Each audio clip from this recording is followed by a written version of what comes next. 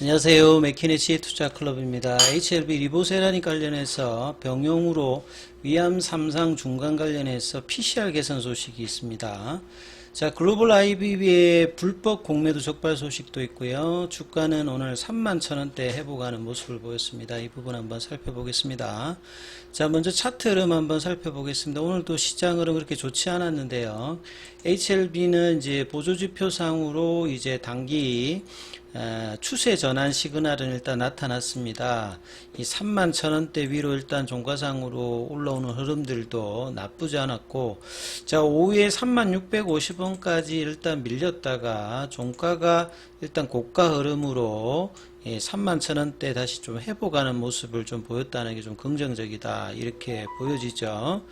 자, 수급상으로 보시게 되면 오늘은 좀 프로그램이라든지 외국계 이런 게 매도가 나왔는데, 이제 기관이 매수하고 개인은 좀 매도하면서 수급상은 좀 혼조세가 조금 나왔던 어떤 부분이고요. 거래원 순간 거래량에서는 JP모간 쪽에서 7만 주 넘게 일단 매도 물량이 나왔습니다만, 그래도 몸통이 작지만 양봉으로 21선과 5일선 지지받으면서 이 파라볼릭자가 이제 캔들 아래로 바뀌는 추세 전환 시그널이 나타났죠. 쉽게 생각하면 이제 캔들 위에 파라볼릭 이렇게 점이 이렇게 찍혀 있으면 하락 추세라는 거고, 요 캔들 아래에 이렇게 점이 찍히면 상승 추세죠. 그러면 지난주 금요일에 비해서 오늘 이제 점의 위치가 바뀌었죠. 그럼 일단 단기 추세가 전환되었다, 이렇게 보여집니다. 그래서 오늘 뭐 일단 거래량도 좀 늘어났고요. 좀 더 올라가게 되면 이제 31,000원대 지지가 된다라고 하면 32,000원권에 있는 볼린저 밴드 상단을 넘어가고 태깅이 나온다면 이 9월 달에 32,600원, 700원대의 윗꼬리를 넘어간다는 거는 어느 정도 이제 바닥을 확인하는 것이고, 확실하게 이제 바닥권들을 이제 탈피하면서 상승 추세로 전환되는 거는 이 7월 달에 파일링 통과 관련되어서 이제 나왔던 35,000원대 구간이죠. 그래서 이 구간의 어떤 흐름으로 넘어가는지 여부가 이번 주에 가장 중요한데, 아직 뭐 거래량 자체가 이렇게 많지 않기 때문에 신뢰도는 그렇게 강하진 않습니다만, 거래량 자체가 이제 계속 나와준다면 시장 대비해서 좀 강한 흐름들은 일주일 넘게 일단은 보여주고 있다, 이렇게 보여지죠. 자, 기사 관련되는 부분들 조금 살펴봐 드리면요. 자, 에스모 관련되는 이야기가 이제 오후에도 나왔는데, 직접적인 어떤 부분보다는 이제 리보세라니 관련해서 이제 항서제약 관련되는 부분들도 여러 이제 임상을 하고 있는데, 이번 이제 에스모에서 항서제약 입장에서도 발표하는데, 그게 이제 리보세라니 관련해서 병용 위암은 이제 기존에 생각하는 위암이 아니라, 자, 위식도 이제 접합부 관련되는 이 선암 관련되는 부분입니다. 그래서 과거에 이제 리보세라닙이 이제 글로벌 3상 했던 위암 3상 거기하고는 조금 이제 다른 어떤 입장으로 뭐 이렇게 삼중병용이라고 볼 수 있어요. 리보세라닙과 캄넬리주마, 그러니까 저분자 항물질의 표적 항암제, 그 다음에 면역관문 억제제, 그 다음에 이제 세포독성. 그러니까 거의 1세대, 2세대, 3세대 항암제 라인을 다 써가지고 이제 3중으로 이제 했던 부분의 첫 번째 중간 결과예요. 그래서 나름 이제 이 데이터도 좀 중요하고, 리보세라닙의 여러 이제 단독이든 병용이든 그 다음에 3중 병용이든 여러 이제 암치료제 관련되는 부분에서 이런 다양성과 효과 부분을 있다는 것을 또 증명하니까 나름도 중요하겠죠. 내용을 좀 살펴보면, 항서제약과 이제 공동개발 중인 티로시키나제 억제제 리보세라닙이 위식도 접합부 관련되는 이 선암종, 여기에 수술 전후 요법이라고 하는 말은 뭐 수술 전후에 보통 이제 수술하기 전에 이제 네오 어주반트로 해가지고 그 암세포 크기를 좀 줄이는 어떤 형태인데, 오히려 여기에서 효과를 더 보는 경우들도 많이 나오고 있죠. 그래서 여기 이제 3상에서 항요법 대비해서 병리학적 완전 간해를 유의미하게 개선한 첫 번째 중간 결과 인터림 어널리시스 결과를 보였다는 겁니다. 그래서 리보세라니까 캄넬리주맘의 이 병용 항요법, 여기에다 항요법을 병용한 결과죠. 그래서 이게 이제 스페인 마드리드에서 개최되는 에스모에서 21일 여기에서 발표를 한다고 해요. 그래서 압스트릭 관련되는 부분을 보게 되면 국소 절제 가능한, 그러니까 수술이 가능한, 그러니까 수술 전후의 요법이니까 수술 가능한 환자를 대상으로 보통 네오어조반트 조법으로 이제 그 수술에 좀 할 수 있게끔 암 크기를 좀 줄인다든지 도움을 줄 수 있는 요법이 이제 보통 이제 수술 전후 요법이거든요.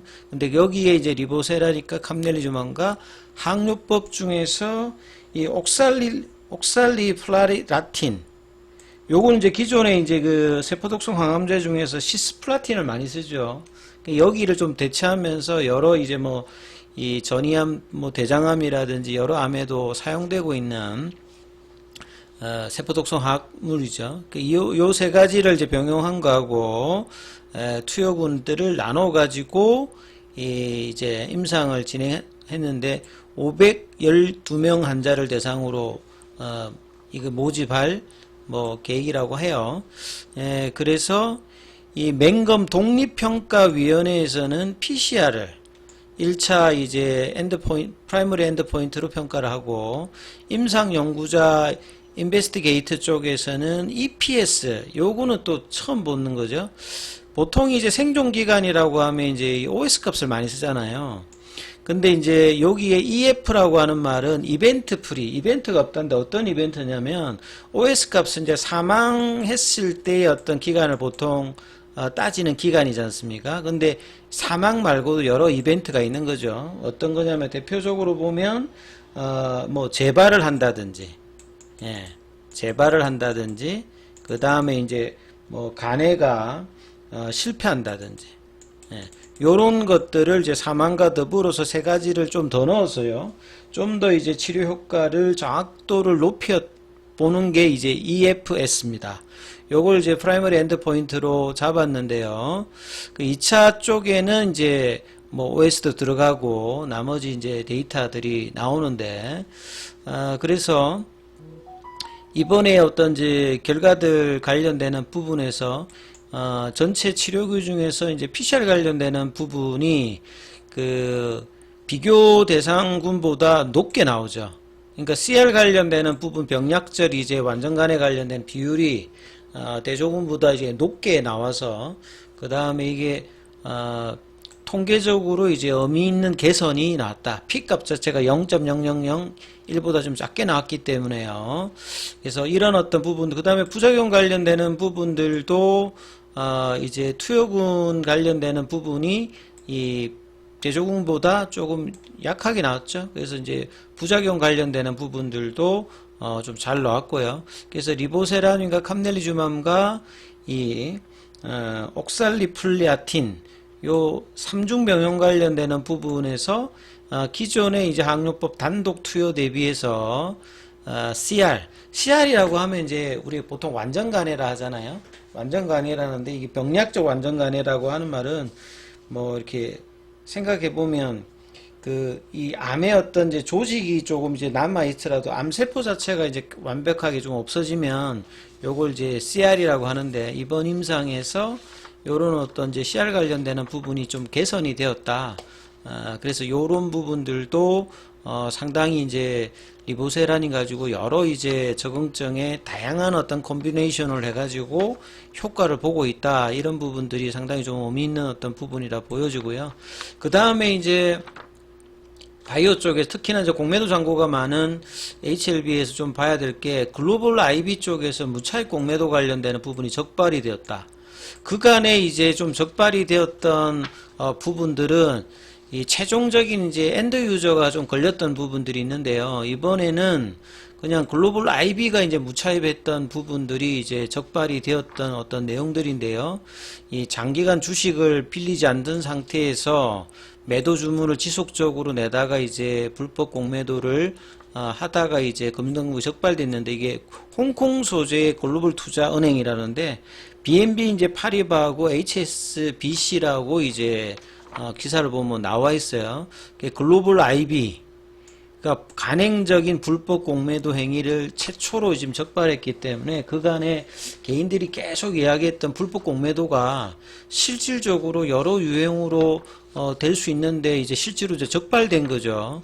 그래서 이제 뭐 대표적으로 보게 되면 뭐 A사가 어떤 A사인지는 모르겠습니다만 2021년도에 그러니까 A사가 내부에 이제 다수의 부서가 있으면 한 부서에서 다른 부서로 이제 상호간의 대차를 할 때 빌려줬는데 빌려준 것을 안 빌려준 것 같이 이제 시스템에 입력하지 않아 가지고요. 소유 주식을 중복으로 계산해서 이걸 기초로 해 가지고 이제 주문을 냈다는 겁니다. 이게 그림으로 보시게 되면 이제 부서가 여러 가지 있으니까 여기에 부서에서 타 부서에다가 예를 들어 가지고 이 주식을 이렇게 대여해 줬으면 이 부서에는 이제 차입을 했으니까 주식을 가지고 있죠. 그러면 매도를 해도 상관이 없는데 여기에는 기존 주식에서 일정 부분을 빌려줬는데 잔고는 그대로 기재를 하는 거죠. 그러니까 없는데 있는 것 같이 돼 있는데 이걸 매도를 하는 겁니다. 예.